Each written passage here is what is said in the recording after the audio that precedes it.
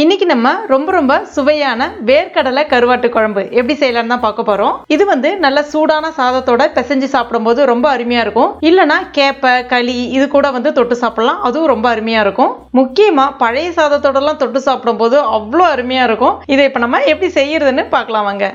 Welcome to today சமையல். அதுக்கு முதல்ல ஒரு கடாயில 2 டேபிள் ஸ்பூன் அளவுக்கு எண்ணெய் சேர்த்துக்குங்க.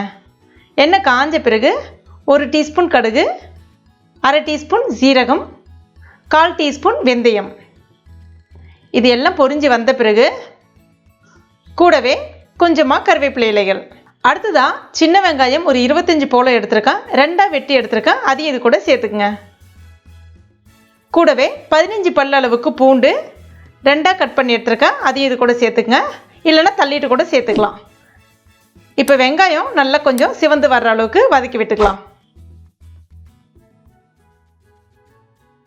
இப்போ வெங்காயம் நல்லா சிவந்து வந்துருச்சு. 2 மீடியம் சைஸ் தக்காளி பொடிசாக கட் பண்ணிவிட்டு அதையும் இது கூட சேர்த்துங்க. கூடவே நம்ம எல்லா காய்கறிகளையும் சேர்த்துக்கலாம். முதல்ல நான் 2 கத்திரிக்காய் சேர்க்குறேன். அடுத்ததாக முருங்கைக்காய், ஒரு சின்ன முள்ளங்கி ரவுண்டாக கட் பண்ணி எடுத்துருக்கேன். கூடவே உருளைக்கிழங்கு தோல் நீக்கிட்டு கட் பண்ணிட்டு எடுத்துருக்கேன். அடுத்ததாக ஒரு 1/2 கப் அளவுக்கு காய்ந்த வேர்க்கடலையை ஒரு 3 மணி நேரம் தண்ணியில் நல்லா ஊற வச்சு எடுத்து வச்சுருக்கேன். தண்ணி நல்லா வடிகட்டிட்டு அதையும் இது கூட சேர்த்துக்குங்க. இப்போ இதை வதக்கி விட்டுக்குங்க. வேர்க்கடலையை சேர்த்து செய்யும்போது பார்த்திங்கன்னா இந்த கருவாட்டு குழம்பு அவ்வளோ மணமாகவும் இருக்கும், சுவையும் ரொம்பவே அட்டகாசமாக இருக்கும். இப்போ காய் எல்லாமே நல்லா வதங்கி வரட்டும். இப்போ காய் நல்லா வதங்கி வந்துருச்சு. இப்போ நடுவில் அந்த கடாய்க்கு நடுவில் ஒரு சின்னதாக அந்த காய்கறிகள்லாம் தள்ளி விட்டுட்டு ஒரு ரவுண்டாக இது மாதிரி போட்டுக்குங்க. இப்போ இதில் 1 டேபிள் ஸ்பூன் அளவுக்கு எண்ணெய் சேர்த்துக்குங்க. அடுத்ததாக நான் இன்றைக்கி குழம்பு மிளகாய் பொடி தான் பயன்படுத்தியிருக்கேன். 3 டேபிள் ஸ்பூன் அளவுக்கு குழம்பு மிளகாய் பொடி எடுத்திருக்கேன். உங்கள்கிட்ட குழம்பு மிளகாய் பொடி இல்லைனா நீங்கள் சாம்பார் பவுடர் பயன்படுத்திக்கலாம். அதுவும் இல்லை அப்படின்னா 2 டேபிள் ஸ்பூன் அளவுக்கு தனி மிளகாய் பொடி, 2 டேபிள் ஸ்பூன் அளவுக்கு கொத்தமல்லி பொடி அதாவது தனியா பொடி, 1 டேபிள் ஸ்பூன் அளவுக்கு ஜீரக பொடி எடுத்துக்கங்க, சரியாக இருக்கும். இதை விட குழம்பு மிளகாய் பொடி சேர்த்து செய்யும்போது எப்போவுமே கருவாட்டு குழம்பு அவ்வளோ மணமாக இருக்கும். அடுத்ததாக ஒரு 1/4 டீஸ்பூன் மஞ்சள் பொடி, ஒரு 1/4 டீஸ்பூன் அளவுக்கு காஷ்மீரி மிளகாய் பொடி சேர்க்குறேன். அந்த குழம்பு கொஞ்சம் கலராக இருக்குன்றதுக்காக. இது ஆப்ஷனல் தான். சேர்த்துட்டு அந்த எண்ணெய் ஊற்றினோம் இல்லையா, அந்த சைட்லேயே நல்லா அந்த மிளகாய் பொடியை நல்லா கலந்து விட்டுங்க. அந்த மாதிரி கலந்து விடும்போது ரொம்ப ஈஸியாக அந்த எண்ணெயோட அந்த ஃப்ளேவர் நல்லா உங்களுக்கு ஒரு கலந்து சூப்பராக இருக்கும். நீங்கள் ஒரு முறை ட்ரை பண்ணி பாருங்கள் இந்த மெத்தடு. அதுக்கப்புறமா இந்த காய்கறிகள் எல்லாத்தையுமே சேர்த்த மாதிரி கலந்து விட்டுக்குங்க. அடுத்ததாக நான் இன்றைக்கி வாழைக்கருவாடு எடுத்திருக்கேன். 2 வாழைக்கருவாடு எடுத்திருக்கேன். எந்த கருவாடு இருந்தாலும் நீங்கள் பயன்படுத்திக்கலாம். கருவாடை எப்பவுமே சமைக்க போகிறீங்க அப்படின்னா 1 மணி நேரம் நல்லா தண்ணியில் ஊற வச்சுக்கோங்க. அப்போ தான் அதில் இருக்கக்கூடிய அந்த உப்புத்தன்மை எல்லாமே வெளியில் வரும். அதுக்கப்புறமா நல்லா க்ளீன் பண்ணிவிட்டு பயன்படுத்துங்க. இப்போ அதையும் இது கூட சேர்த்துக்கலாம். சேர்த்துட்டு ஒரு முறை கலந்து விட்டுக்குங்க. அடுத்ததாக ஒரு மீடியம் சைஸ் நெல்லிக்காய் அளவு இருக்கக்கூடிய புளியை தண்ணியில் ஊற வச்சுட்டு தண்ணியை மட்டும் நல்லா வடிகட்டி எடுத்துருக்கேன். அதையும் இது கூட சேர்த்துக்கலாம்.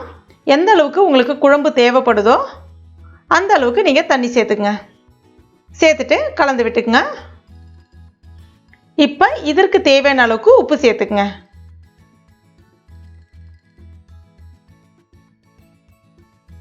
இப்போ இதை மூடி வச்சிடலாம். ஸ்டவ்வை மீடியம் ஃப்ளேமில் வச்சுக்கோங்க. ஒரு 10 நிமிஷம் கொதிக்கட்டும்.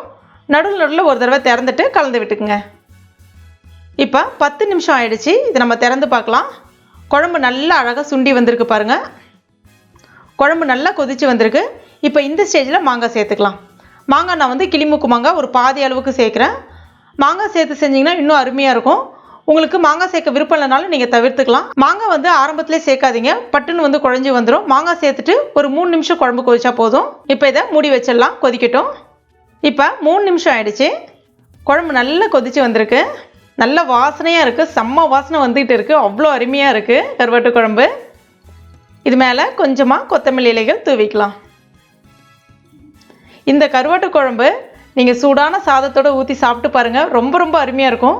அதுவும் எப்பவுமே கருவாட்டு குழம்பு செஞ்ச உடனே சாப்பிட்றத விட மறுநாள் வச்சுருந்து சாப்பிட்டு பாருங்கள், இன்னும் ரொம்ப அருமையாக இருக்கும்.